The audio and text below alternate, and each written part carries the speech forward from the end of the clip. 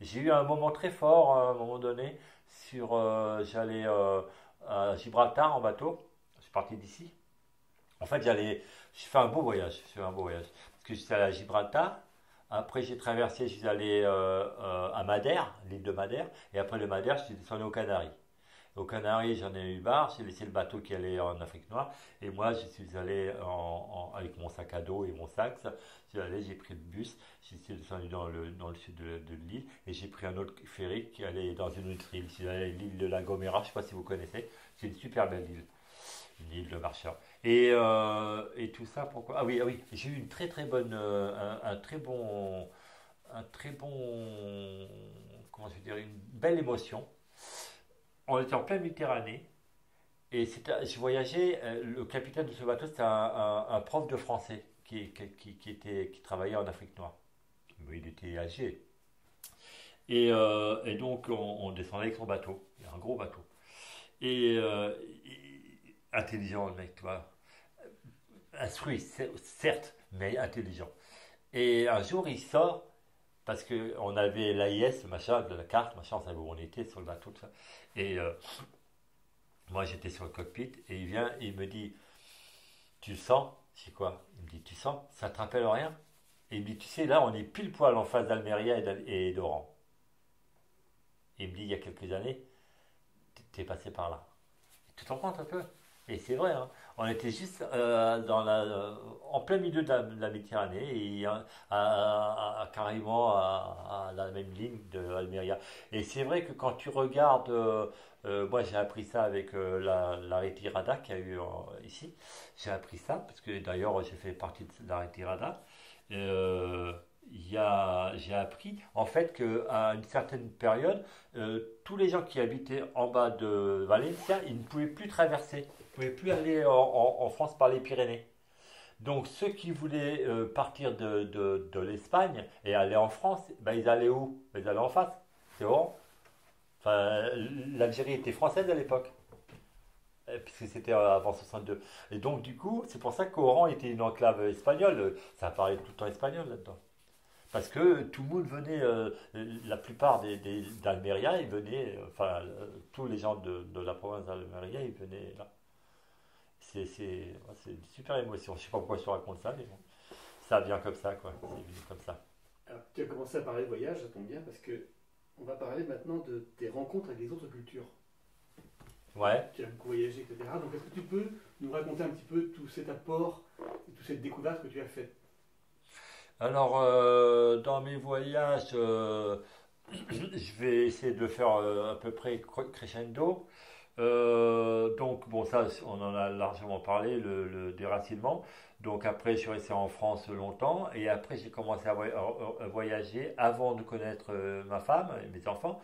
Donc, je suis allé au Brésil. J'ai fait le Brésil, le Suriname, la Guyane, tout ça. C'était intéressant. C'était intéressant pour plusieurs raisons. Déjà, le voyage par lui-même me plaisait. Euh, la démerde, la débrouille, le machin. Euh, la vigilance. Être vigilant. Pas peureux, mais être vigilant, quoi. Tu vois, surveiller ses arrières, surtout qu'on voyageait avec sac à dos. Donc voilà, voilà. Être outillé, on avait quand même de quoi se défendre au cas où. Le Suriname, la Guyane, on avait surmonté après le Maroni, on allait visiter enfin, on allait visiter, on a monté le Maroni. C'était la rivière qui remonte et qui fait la frontière du Brésil et du Suriname. Donc un coup on dormait au Brésil, un coup on dormait au Suriname, tu vois.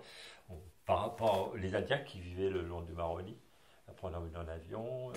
Qu'est-ce que j'ai connu après? Après je suis parti aux États-Unis. Là j'y suis allé plusieurs fois. J'ai habité un peu à Zurich.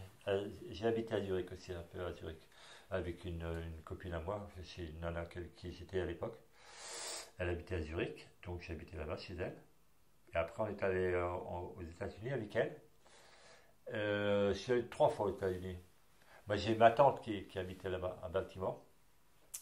La première fois, on a fait la Floride avec elle. J'ai fait toute la Floride.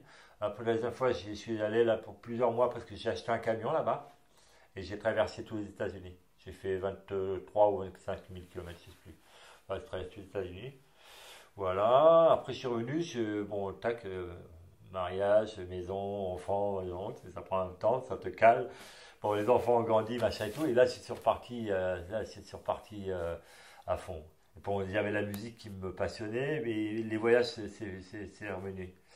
Et c'est marrant parce que autant je souffrais quand j'étais gamin j'avais peur enfin j'avais peur, oui, c'est une peur, hein, c'est viscéral, d'être bien dans un endroit parce que j'avais l'impression de le perdre, tu vois. Et j'avais dans ma tête d'enfant le souvenir que on restait pas plus de 3 ans, 4 ans, 5 ans dans un endroit, il fallait. Et donc du coup, je commençais à me faire des copains, des copines, des machins. Ça y est, on repartait. Il y avait toujours un truc, tu vois, la guerre, le machin, le truc. Ah, j'avais peur de ça. Donc là, j'ai passé ça, puis ça faisait. Après, c'est devenu 10 ans cyclique. 10 12 ans, quoi. Donc du coup, voilà, les enfants sont grandis, puis après j'ai recommencé à voyager. Donc, et puis parallèlement à ça, la voile est venue, ça m'a plu aussi, ça allait très bien avec ça, avec mon sax. Enfin, je suis du soprano exprès pour pouvoir voyager et danser. Et donc là, j'avais souvent au Maroc. Voilà, on parlait de scène ouverte tout à l'heure. Donc ça, c'est un pays qui m'a plu et qui me plaît encore. Parce que c'est le côté musulman qui me plaît pas le côté. Euh, Parce que l'Algérien et le Marocain, c'est différent, toi. Le Marocain, il rigole de tout et de rien, il rigole de lui-même. L'Algérien, il est vachement susceptible, toi. Tu faut faire un peu attention, toi. Donc, que le Marocain, non. Voilà. Et puis voilà, j'ai joué avec eux, ils sont rigolos, quoi. J'ai joué avec eux et ça m'a fait du bien de jouer avec eux. Ça m'a permis aussi de me découvrir moi-même et j'ai joué beaucoup, beaucoup avec eux. J'ai joué même sur scène avec eux. Et j'ai joué bah encore il y a 2 ans, hein, j'étais en vélo, hein, que j'étais en vélo. Là-bas, ben, j'ai joué sur scène avec des MLM, avec des maîtres de musique. Sur une scène, et là, sur la scène, il y avait, sur la plage, c'est la scène de la plage, il y avait peut-être, oh, c'est con, j'ai pas ma tablette avec moi, mais il y avait au moins bien 2000 personnes. Oh oui, sur la plage, c'était noir de monde. Et j'ai joué, on était en fusion, donc il y avait le groupe Gnawa qui jouait. Nous, on était dans la tente, comment ça s'appelle, derrière la scène, quoi, backstage, ils appellent ça. Bon, à la rebeu, donc la tente et tout ça, les dates, les machins, les tarpés, machin, tout le monde à l'envers. Et puis après, putain, le mec qui se lève, il dit: Oh, la fusion, c'est à vous! Ah bon? Alors on monte là, et hop, on se met à jouer avec eux, toi, c'était génial, quoi. C'était excellent, quoi. Vraiment, c'est un bon souvenir. Ça, ouais, c'est des beaux voyages, quoi.